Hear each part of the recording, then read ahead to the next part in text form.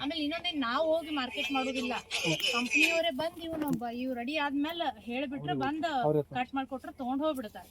ತಗೊಂಡ್ ಹೋಗಿ ಒಂದ್ ವಾರ ಒಳಗೆ ಅಮೌಂಟ್ ಜಮಾ ಆಗ್ತಾವ. ಅವ್ರಿಗೆ ಕೇಳ್ರಿ, ಅವ್ರು ಹೊಲ ಮಾಡಿದವ್ರಿಗೆ ಗೊತ್ತಿರ್ತೈತಿ. ಅವ್ರೇನ್ ರೈತರ ಅದಾರಲ್ರಿ, 7 ಎಕರೆ 6 ಎಕರೆ ಐತಿ, 7 ಎಕರೆ ಐತ್ರಿ, 5 ಎಕರೆ ನಮ್ ಇಲಾಖೆನ ಸಬ್ಸಿಡಿ ತಗೊಂಡ್ ಹಚ್ಚಾರ್ರಿ. ಇದನ್ನ ಮಾಡ್ಯಾರ 4 ವರ್ಷ ನಮ್ಮಲ್ಲಿ ಸಬ್ಸಿಡಿ ಹಚ್ಚಾಕು ಗಿಡ ಫ್ರೀ ಬರ್ತಾವ, 4 ವರ್ಷ ಸಬ್ಸಿಡಿನೂ ಬರ್ತೈತಿ ಮೇಂಟೆನೆನ್ಸ್ಗೆ. ಆಮೇಲೆ ಇದು ಮಾಡೋದ್ರಿಂದ ಏನೇನ್ ಉಪಯೋಗ ಅಂತಂದ್ರ, ಕೀಟ ಇಲ್ಲ ರೀ, ರೋಗ ಇಲ್ಲ, ಯಾರು ಕದೀತಾರಂತ ಅನ್ನಂಗಿಲ್ಲ. ಆಮೇಲೆ ಒಬ್ಬರದ್ದು ಸ್ಯಾಲ್ರಿ ಇದ್ದಂಗಿದ್ರು, ಫಿಕ್ಸ್ ಸ್ಯಾಲ್ರಿ ಇದ್ದಂಗ, ಅದು ಮೇನ್ ಅಡ್ವಾಂಟೇಜ್ ಐತಿ ಇದ್ರದ್ದು.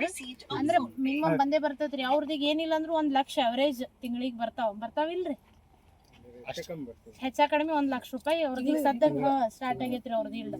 ಯಾಕಂದ್ರೆ ಏನಿಲ್ಲ ಅಂತಂದ್ರು 1 ಎಕರೆಕ್ ಈಗ 7 ವರ್ಷದ ಏನಿಲ್ಲ ಅಂದ್ರೂ 1 ಎಕರೆ ಕ್ವಿಂಟಲ್ ಅದ್ರ ಪ್ರಕಾರ ನೋಡಿದ್ರೆ ತಿಂಗಳಿಗೆ ಇಷ್ಟಂತ ಇನ್ಕಮ್ ಫಿಕ್ಸ್ ಬರ್ತೈತ್ರಿ. ಇದು ಎಷ್ಟು ವರ್ಷಕ್ಕೆ ಬರ್ತೈತಿ? ಈ 3 ಟನ್ ಬರ್ತೈತ್ರಿ. ಆಮೇಲೆ ಹೋಗ್ತಾ ಹೋಗ್ತಾ ಇಳುವರಿ ಜಾಸ್ತಿ ಆಗ್ತೈತಿ. ಮತ್ತೆ ನಾವ್ ಹೇಳುದು ಹೆಂಗಂದ್ರೆ 90% ನೀರು, 5% ಗೊಬ್ಬರ, 5% ಗೊಬ್ಬರ ರೀ, ತಿಪ್ಪಿ ಗೊಬ್ಬರ, ಯೂರಿಯಾ, NPK, ಆಮೇಲೆ 5% ಲೇಬರ್, ಕೂಲಿಗಾರರು ಒಟ್ಟು ಇವು ಕೆಲ್ಸಕ್ಕೆ 5% ಅಷ್ಟೇ ಅದಕ್ಕೆ ತಗಲ್ತೈತಿ. 5% ಗೊಬ್ಬರ, 90% ನೀರು. ಹಿಂಗಾಗಿ ಬೇಕಾದವ್ರು ಈ ಬೆಳೆನ ಮಾಡ್ಬೋದು. ಬೇಕಾದ ಭೂಮಿಗೆ ಬರ್ತೈತ್ರಿ ಇದು, ಅಲ್ಲೇ ಇಲ್ಲೇ ಬರುತ್ತಂತಿಲ್ಲ, ಬಟ್ ನೀರ್ ಬೇಕು. ನೀರ್ ಇದ್ದವ್ರು